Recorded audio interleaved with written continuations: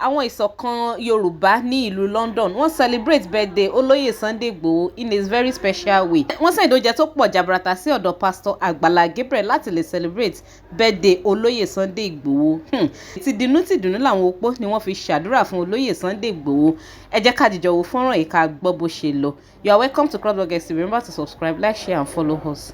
Ọmọ Oòduà London Group, àwọn ìṣọ̀kan ọmọ Oòduà London Group, àwọn ni wọ́n fi ń celebrate olóyè Chief Sunday Adeniyi Adeyemo Igboho. Mo kàn ní kí n bẹ̀rẹ̀ rẹ̀ kẹ́yìn arúgbó pray fún wọn kí n wá gbélé olóòtú ètò lọ́wọ́.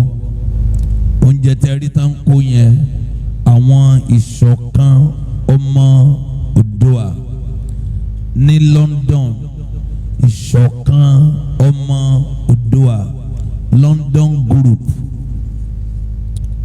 wọ́n celebrate olóyè Chief Sunday Adeniyi Adeyemo Májàsọ́lá Àdìsá Ìgbòho.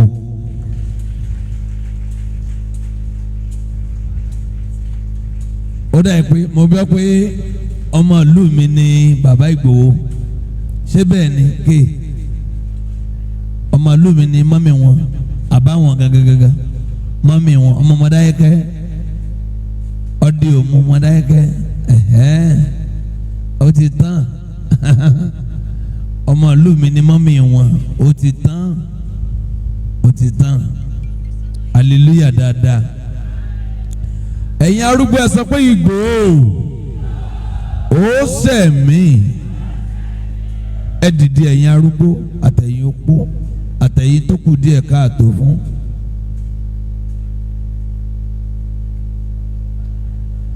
Ọ̀nkú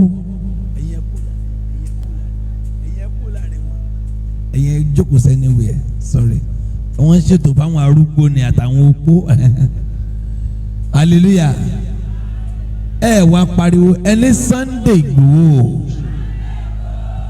ẹni ò ní ṣe mú o.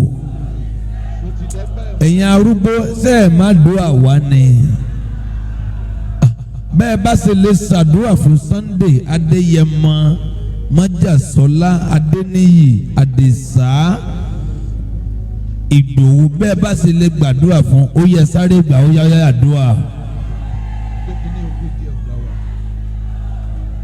Sunday o Adeniyi Adeyemo Májàsọ́lá Àdìsá Ìgbòho ó ní ṣe é mú lórúkọ Jésù. Olúwa yóò dáàbò bò yín sà.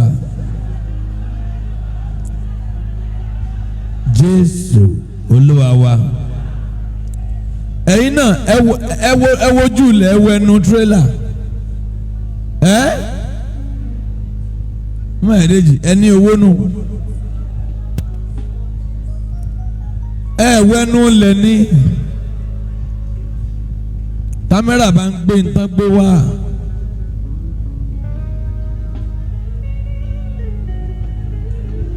Àwọn ìṣọ̀kan ọmọ Oòduà ní London àwọn ni wọ́n celebrate Chief Sunday Adeyemo Igboho. Ẹwẹ́nu lẹ̀. Ẹ sọ pé ẹ̀yin ìṣọ̀kan ọmọ Oòduà ní London. Sọ pé ẹ̀yin náà ò ní jábọ́ o. Sọ pé bẹ́ẹ̀ ṣe fún Sunday Igboho lónìí. Sọ pé ẹ máa rí ṣe títí láíláí. Ṣe rí àwọn ìṣọ̀kan Yorùbá ọmọ Oòduà ní UK ti London Group. Iṣẹ́ tí wọ́n ní pé wọ́n ń jà fún ọmọ Yorùbá. Ṣé bẹ́ẹ̀ ni? Wọ́n fẹ́ kí Yorùbá kó di ọ̀kan kó parapọ̀. Ẹ̀yin náà wo oúnjẹ tí wọ́n kó wá sí Agbala Gabriel fún birthday Chief ẹ̀gbọ́n wa olóyè Adéníyì Sunday Adéyẹmọ Májàsọ́lá Àdìsá Ìgbòho. Ẹ sọ pé Sunday Ìgbòho torí ìrẹ́nà fi ṣe léyìí o, ẹ̀mí rẹ ò ní sọnù lójijì. Ẹ̀yin arúgbó ẹ sọ pé ò ní kú mọ́ wa lójú. Àwọn bí arúgbó méje káwọn jáde síwájú tí wọ́n ti ewu jọ tán ti ewu ẹfun méje wájú yìí kan sí gèlè wọn níbi wájú oúnjẹ yẹn méje ni mo pè ó ti tó. Ó yá ẹ máa ṣàdúà lákọ̀lákọ̀, ó yá ẹ máa ṣàdúà.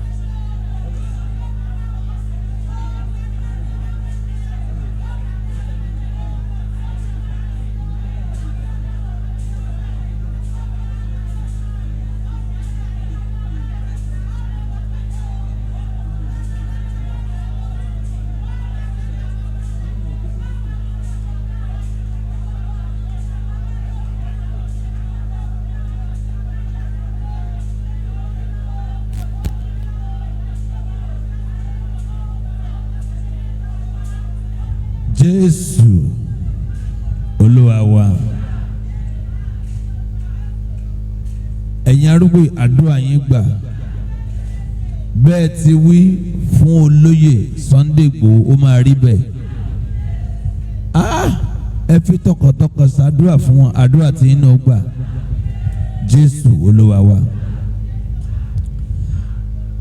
Now kí ni ẹ máa lọ dúró síbi tó wà. Kí wá ní olóyè Sunday Igboho gan ṣe? Wọ́n ń sọjọ́ òbí. Kí ni mo ní wọ́n ń ṣe o? Wọ́n ń sọjọ́ ìbí. Ṣé ẹ lè kọrin happy birthday fún olóyè?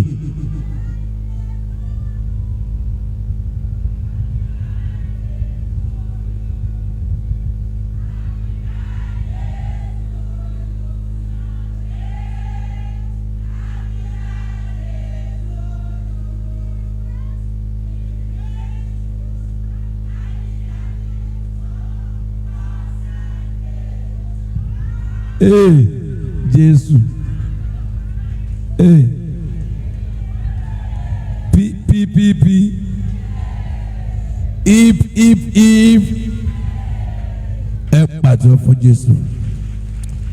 Olóyè Sunday Igboho Adéyẹmọ Adéníyì Májàsọ́lá Àdìsá Ìgbòho. Èmi gbàdúrà fún yín, gbémi náà lọ́ọ̀kan. Jẹ́ kí lè gbé mi àbí ẹ̀yin focus lórí oúnjẹ. Mo gbàdúrà fún yín olóyè, bí Olúwa ti wà tí ẹ̀mí ẹ̀ wà, ipá ọ̀tá kan ò ní ká yín. Olóyè Sunday Igboho, mi ń rí yín rí o, bẹ́ẹ̀ mo máa ń rí yín lórí mo máa wòran. A dẹ̀ rí pé ẹ̀ ń fi gbogbo ntọ́lọ́ fún yín, ẹ fi ń jà fún into right. Olóyè Sunday Igboho ẹ̀ ní ṣe é mọ̀, ipá ọ̀tá kan ò ní ká yín. Bí ọ̀run ti ń jí ọ̀run, tí ayé ń jí ayé, ẹni bá wádìí yín yóò para ẹ̀. Àánú yóò máa sọ̀rọ̀ sí in Jesus name. Àwọn ìṣọ̀kan ọmọ Oòduà ní London group ti London, àwọn ìṣọ̀kan ọmọ Oòduà ní London, mo gbàdúrà fún yín, ẹ̀yin náà ò ní jábọ́. bí ẹ ṣe celebrate olóyè Sunday Igboho Mọ́jàsọ́lá Adésá Adéyẹmọ Ìgbòho, ayé yóò parapọ̀ láti kẹ́yìn náà kú oríire. Ìjì ò ní jà yín o, in the name of Jesus. Ẹ pàtẹ́ fáwọn ìṣọ̀kan ọmọ Oòduà London group, ẹ pàtẹ́ fún wọn, ẹ pàtẹ́ fún wọn. wow, ẹ wo bínú àwọn opó yìí bó ṣe dùn tó dẹ̀ fi ìdùnnú tí wọ́n fi gbàdúrà fún olóyè Sunday Igboho. Àwa náà wá lo àkókò yìí láti wish olóyè Sunday Igboho ní happy birthday, ìgbà ọdún kan ni. Ẹ̀yin èèyàn máa bá wa wish olóyè Sunday Igboho ní happy birthday, ẹ dẹ̀ máa bá wa gbàdúrà fún wọn wípé k'Ọlọ́run túbọ̀ máa gbé wọn ní ọ̀wọ́ sókè. Fọ́fà ni ẹ̀yin tẹ́ bá wá fẹ́ ṣe ìpolówó ọjà yín lórí ìkànnì, ẹ máa kàn sí wa through WhatsApp number wa tó wà lórí Facebook page wa. Ẹ jẹ́ ká tún lọ gbọ́ ìpolówó ọjà yìí ní ráńpẹ́, and please don't forget to subscribe, like, share and follow us. Tẹ́ ẹ bá lè rí àmì ṣe, gbogbo ogun tó lóhùn ní gbọ́ tó lóhùn ní gbà lórí ayé yín, iná agbára Ọlọ́run máa jó dànù. Kí lè nǹkan tẹ́ ń là kọjá tó dàbí pé ẹ ti wá ọ̀nà àbáyọ ṣùgbọ́n tí ẹ ti rí ọ̀nà àbáyọ. Ẹ ti pàdé wòlíì yín ló fà, ṣùgbọ́n arán mi sí ọ lónìí dádì, arán mi sí ọ lónìí mọ́mì. Olúwa lòun fẹ́ ṣe nǹkan ńlá nínú ayé yín. Olúwa sọ wípé gbogbo tẹ́ ń là kọjá yẹn òun fẹ́ fi òpin sí.